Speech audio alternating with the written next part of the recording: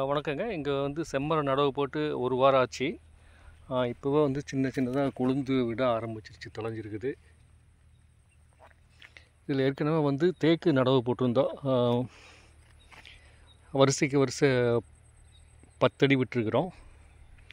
ஒரு வருஷம் தேக்கு, இன்னொரு வரிசையில் செம்மரம் போட்டிருக்கிறோம்.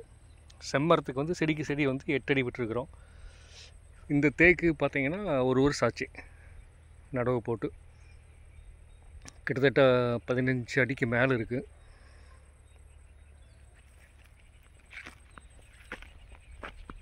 செம்மரம் ஒரு 100 செடியாட்ட இப்போ நடவு போட்டிருக்கிறோம்.